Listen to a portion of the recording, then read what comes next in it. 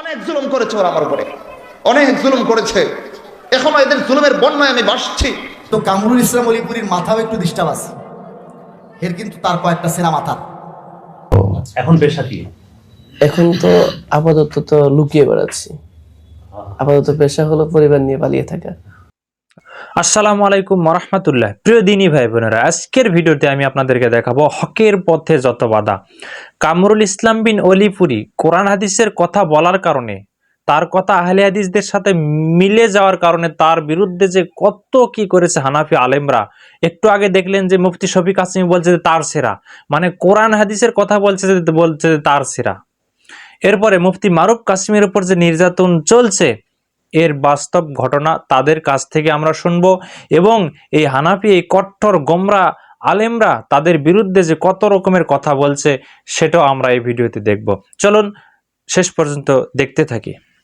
আমার ছাত্র বললো যে আপনার বিরুদ্ধে আন্দোলন চলতেছে, বিতর্কিতভাবে হয়তো যে কোনো মুহূর্তে আপনাকে হামলা করবে। তখন আমি আস্তে আস্তে কিতাব থেকে, আমার যেহেতু অনেকগুলো কিতাব ছিল, আমার প্রায় মাদ্রাসায় 20,000-এর মতো কিতাব ছিল, আমি এগুলো আস্তে আস্তে আনা শুরু করি। একটু সময় তারা হামলা করা শুরু করেছে, আমাকে ঘেরাও করে ফেলেছে। তখন থানায় ফোন দিয়ে পুলিশ এনে এরপর ওখান থেকে বের হয়েছে। পুলিশের কাস্টডিতে? হ্যাঁ, পুলিশ আনতে হয়েছে। ওরা তো চতুর্দিকে ঘেরাও করে ফেলছে। ফিজিক্যালি আক্রমণ বলতে সেটা সুযোগ হয়। ওরা তো ওই মাদ্রাসার তো লাকড়ি নিয়ে তো দৌড়াইলো। পরে আমি দৌড় দিয়ে তো ঘরের ভিতরে ঢুকে পর দরজা আটকে দিলাম।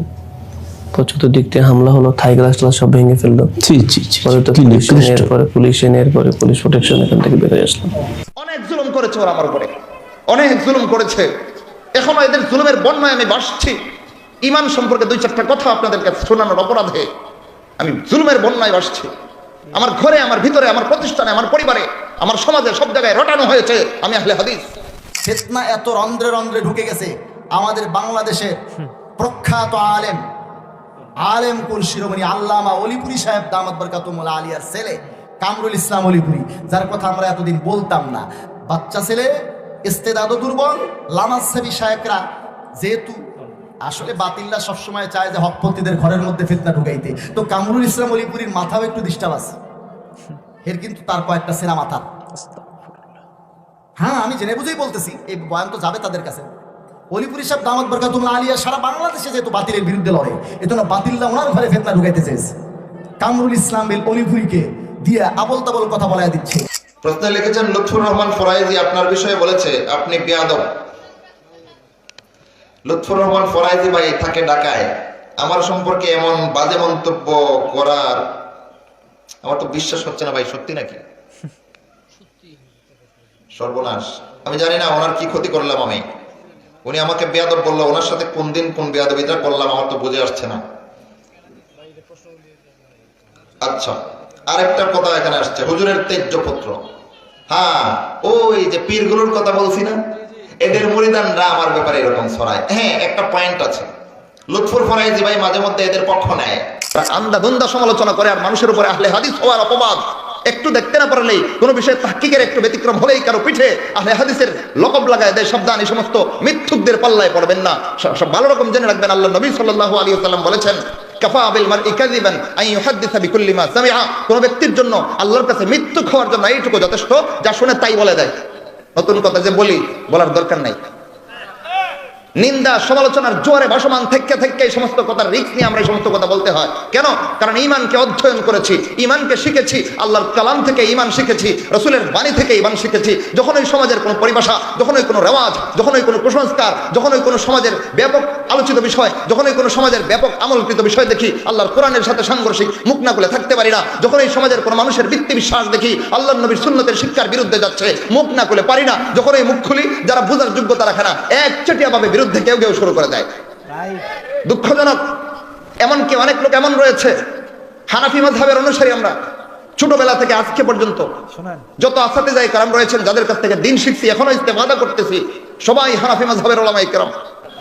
এতগুলো কওমি মাদ্রাসায় হানাফি আসাতিজায়ে কেরামের কাছে লেখাপড়া করলাম, উস্তাদ সবাই হানাফি। এই মাদ্রাসাগুলোতে যে কিতাবগুলো পড়লাম, সবগুলো কিতাব, ফিকহের যত কিতাব আছে একচেটিয়া হানাফি মাযহাবের কিতাবগুলো পড়েছি। সালাফি দূরের কথা, আহলে হাদিস দূরের কথা, বাকি 3 মাযহাবের কোনো কিতাবও পড়ি নাই। কি কিতাব পড়েছি ভাই? হানাফি মাযহাবের কিতাব পড়েছি।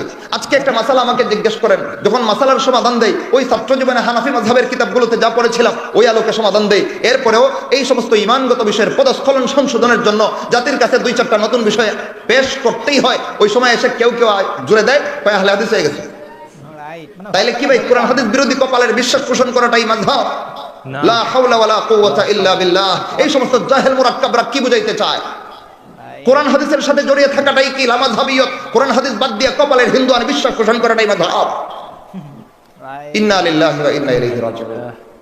এজন্যই বলতেছিলাম, নিন্দা সমালোচনার জোয়ারে ভাসমান অবস্থায় মানুষের নিন্দার জোয়ারে ভেসে যেতে হবে এমন রিস্ক নিয়ে, এমন ঝুঁকি নিয়ে হলে ওই কথাগুলো আমাদেরকে বলতে হয়। কারণ উম্মতের আকীদা বিশুদ্ধ করা, উম্মতের ঈমান সম্পর্কে লক্ষ্য রাখা আল্লাহর নবীর ওয়ারিসদের দায়িত্ব আছে না নাই? বলতে হয়। ভাই এতক্ষণ যা বললাম কপাল সম্পর্কে, যারা আন্ধাধুন্ধা সমালোচনা করে আর মানুষের উপরে আহলে হাদিস হওয়ার অপবাদ, একটু দেখতে না পারলেই, কোনো বিষয়ে তাহকিকের একটু ব্যতিক্রম হলেই কারো পিঠে আহলে হাদিসের লকব লাগায় দেয়, সাবধান এই সমস্ত মিথ্যুকদের পাল্লায় পড়বেন না। জিকিরের বিষয় নিয়ে সর্বপ্রথম আমার বিষয়ে সারা বাংলাদেশে যখন সমালোচনা ছড়াইয়া পড়লো, আমি এক বয়ানে পরিষ্কার ভাষায় বলেছি, জিকির করেন সুন্নাতে জিকির করবেন, বেদাতি নয়। এই আজকের আলোচনাগুলো সেখানে বলেছিলাম। ওই আলোচনার পরে নরসিংদীতে এই আলোচনা করার পরে যখন সারা বাংলাদেশে চরমনাইওয়ালারা আমার বিরুদ্ধে 8 গাঁট বাইন্দার দলীয় শক্তি নিয়ে নাইমা পড়লো যে আমি তাদের দলকে বেদাতি দল বলছি, তাদের জিকিরকে বেদাতি জিকির বলছি, এই কথা বললে সারা বাংলাদেশের ধর্মপ্রাণ মুসলমানদেরকে আমার উপর খেপায় দেওয়ার চেষ্টা করেছে। ওই সময় আমি দেখেছিলাম লুৎফর ফরাইজি ভাই আমার বিরুদ্ধে চরমনাইওয়ালাদের পক্ষে নাজিল হয়েছিলেন। সুতরাং তিনি এমন মন্তব্য করাটা অস্বাভাবিক মনে করি না, যাচাই সাপেক্ষ। এরপরে বলতেছে কি হুজুরের তেজ্যপুত্র, এই কথাগুলো এরাই বলেন। কারা?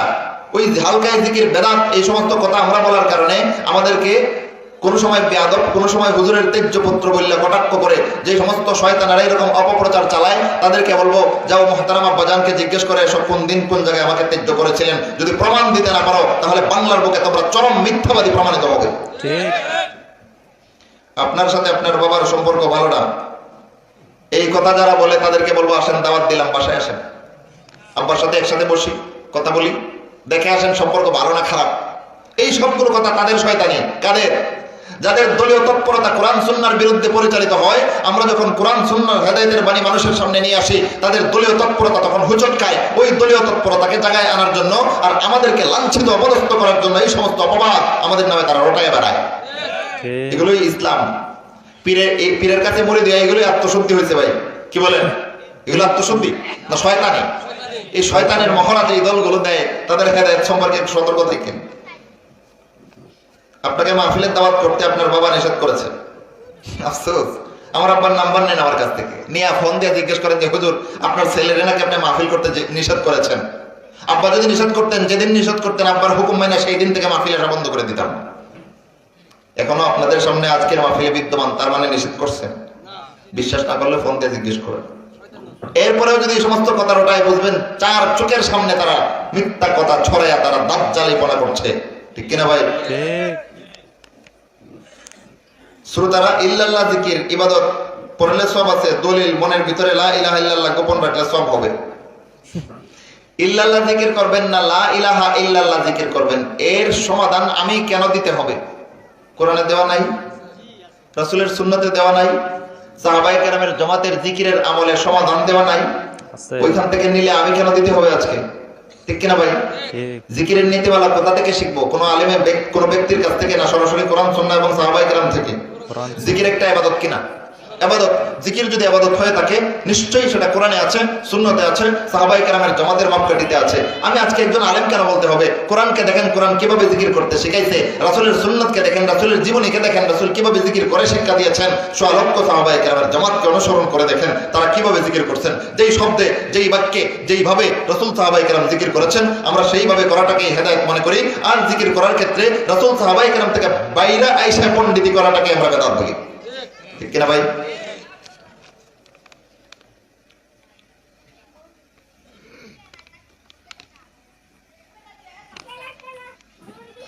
ফরাইজি সাহেব একথাও বলেছেন, শুধু আকবার আকবার বললেও সব হবে। দলিল কি? আমি আজকের প্রশ্নকারীর মাধ্যমে লুৎফর ফরাইজি ভাইয়ের কাছে অনুরোধ করব যে কোরআন এবং সুন্নাহ আর সাহাবায়ে কেরামের আমল থেকে একটা দলিল পেশ করেন যে শুধু আকবার আকবার বলে কোনো জিকির আছে? আল্লাহ নবীর একটা হাদিস নিয়ে আসেন, আমরা কালকে থেকে আল্লাহ বাদ দিয়া শুধু আকবার আকবার শব্দে জিকির করব। আল্লাহ নবীর সাহাবায়ে কেরাম থেকে কোন একটা দৃষ্টান্ত সহিহ বিশুদ্ধ সনদে নিয়ে আসেন যেখানে সাহাবী আকবার আকবার বলে শুধু আল্লাহ বাদ দিয়া আকবার বলে জিকির করছেন, নিয়ে আসেন, কালকে থেকে আমি শুরু করব। আছে নাকি হাদিসের কোথাও আল্লাহ শব্দ বাদ দিয়া শুধু আকবারের জিকির আছে? সাহাবায়ে কেরামের জামাতের মাপকাঠিতে আল্লাহ শব্দ বাদ দিয়া শুধু আকবারের কোন জিকির আছে? কোরআনে আল্লাহ শব্দ বাদ দিয়া শুধু আকবার দিয়ে জিকির করতে বলা হয়েছে? যা কোরআনে নাই, সুন্নাতে নাই, সাহাবায়ে কেরামের জামাতে নাই, এমন বেদাতি আমলকে জাওয়াজ দেওয়ার বৈধতা আপনাকে কে দিয়েছে? আল্লাহ তাআলার ব্যাপারে তাদের আকীদা কতটা মারাত্মক জানেন? আল্লাহ পাক রব্বুল আলামিনের ব্যাপারে তারা স্পষ্ট করে বলে যে আল্লাহ পাক রব্বুল আলামিন শুধু আরশে আছেন আর কোথাও নাই। আল্লাহ পাক রব্বুল আলামিন আরশে আছেন আর কোথাও নাই। আরো বড় মারাত্মক বিষয় হলো এখন প্রচার করা হচ্ছে এটা নাকি ইমাম আবু হানিফার আকীদা। আবু হানিফার ফাতাওয়া তো আরো কঠিন। মাইয়াকুল আইনাল্লাহু লা আ'লাম ফাকাদ কাফার। আবু হানিফার ফাতাওয়ার সার অংশ কথা। আবু হানিফা বলেন যে ব্যক্তি বলবে আল্লাহ কোথায় আমি জানি না, হে কুফরি করছে। কেন? আল্লাহ নিজে বলছেন আল্লাহ আরশে। ফিতনা এত রন্ধ্রে রন্ধ্রে ঢুকে গেছে, আমাদের বাংলাদেশের প্রখ্যাত আলেম কুল শিরোমণি আল্লামা অলিপুরি সাহেব দামাত বরকাতুল আলিয়ার ছেলে কামরুল ইসলাম অলিপুরি, যার কথা আমরা এতদিন বলতাম না, বাচ্চা ছেলে, ইস্তেদাদও দুর্বল। লামাজসাবি শায়েকরা যেহেতু আসলে বাতিল্লা সবসময় চায় যে হকপন্থীদের ঘরের মধ্যে ফিতনা ঢুকাইতে, তো কামরুল ইসলাম অলিপুরির মাথাও একটু ডিস্টার্ব আছে। এর কিন্তু তার কয়েকটা সেনা মাথা। হ্যাঁ, আমি জেনে বুঝেই বলতেছি, এই বয়ান তো যাবে তাদের কাছে। অলিপুরি সাহেব দামাত বরকাতুল আলিয়া সারা বাংলাদেশে যেহেতু বাতিলের বিরুদ্ধে লড়ে, এজন্য বাতিল্লা ওনার ঘরে ফিতনা ঢুকাইতে চেয়েছে। কামরুল ইসলাম অলিপুরিকে দিয়ে আবল তাবল কথা বলা দিচ্ছে। এও বলে, লামাজসাবি শায়েকরাও বলে ইমাম আবু হানিফা রাহমাতুল্লাহ আলাইহির আকীদা নাকি আল্লাহ তাআলা আরশে আছেন। আমি আল্লাহ পাক রব্বুল আলামিন কোথায় আছেন এই প্রশ্ন করাটাই বৈধ মনে করি না। এই রকম প্রশ্নই করা যাবে না, এটা একটা বেদাতি আলোচনা এবং এই বিষয়ে আলোচনা করাটাই নিষেধ। এই লোকগুলো বিভ্রান্তি সৃষ্টি করে, আকীদাগত বিশ্লেষণ বোঝার বকলম যোগ্যতা নাই। হ্যাঁ, আকীদার একটা কিতাব অধ্যয়ন করে নাই। জিজ্ঞাসা করে না আইনাল্লাহ, আল্লাহ কোথায়? জবাব কি দিবে? এটা কোরআন এবং সুন্নাহ থেকে শিখা। আকীদার 2-4টা কিতাব পড়ে জবাব দিবে এমন আলিম আমাদের বাংলাদেশে খুব কম। আল্লাহ সব জায়গায় আছে, এই কথা সঠিক নয়। দেখেন, আপনারা দেখলেন যে মুফতি শফিক কাসেমি কামরুল ইসলাম বিন অলিপুরীকে বলছে যে তার সিরা, তার মাথার তার কাটা। কি জন্য বলে দেখছেন? আসলে তাদের বিরুদ্ধে চলে গেছে, মানে তাদের মাযহাব পূজার বিরুদ্ধে কথা বলার কারণে, কোরআন হাদিসের পক্ষে কথা বলার কারণে তাকে বলছে যে তার সেরা। দেখেন, ইমাম আবু হানিফার কথা ফিকুল আকবর গ্রন্থে রয়েছে যে ইমাম আবু হানিফা বলেছে কোনো ব্যক্তি যদি বলে আল্লাহ কোথায় আছে আমি জানি না, সে কুফরি করলো। এটা ইমাম আবু হানিফার আকীদা। অথচ আমার দেশে হানাফিরা সেটা মানে না। তারা আকীদা ক্ষেত্রে আশারি মাতুরিদি ইমাম আবু হানিফার ফিকুল আকবর গ্রন্থ থেকে তারা আকীদা গ্রহণ করে না। তারা স্পষ্ট বলে আকীদার ক্ষেত্রে তারা আশারি মাতুরিদি, মাসালার ক্ষেত্রে তারা দেওবন্দি, ফিকের ক্ষেত্রে তারা হানাফি। দেখছেন তাদের ইসলাম পালনের সিস্টেম দেখেন। আর আহলে হাদিসদের কথা, তারা কোরআন এবং সুন্নাহর অনুসারী, তারা কোরআন হাদিসের অনুসারী। আহলে হাদিস মানে কোরআন এবং হাদিসের অনুসারী। আশা করি আপনারা বিষয়গুলো বুঝতে পেরেছেন। দেখেন, যারাই কোরআন হাদিসের স্পষ্ট কথা বলে তখনই তাকে আহলে হাদিস বলে তার বিরুদ্ধে নানান অপপ্রচার তারা চালায়। হানাফি যদি কোনো আলেম কোরআন হাদিসের সঠিক কথা বলে, তাকেই আমাদের সমাজের মানুষরা তাকে আহলে হাদিস বলে একটা গালি দিতে চায়, তাকে ভিন্ন দলে রাখতে চায়। অথচ তারাও সঠিক হানাফি, হক মানে তারাই আসল হানাফি। যারা কোরআন এবং হাদিসের কথা বলে তারাই আসল হানাফি। আল্লাহ আমাদেরকে কোরআন হাদিস বোঝার মতো জ্ঞান দান করুক। দেখা হয় পরবর্তী কোনো ভিডিওতে। আসসালামু আলাইকুম ওয়া রাহমাতুল্লাহ।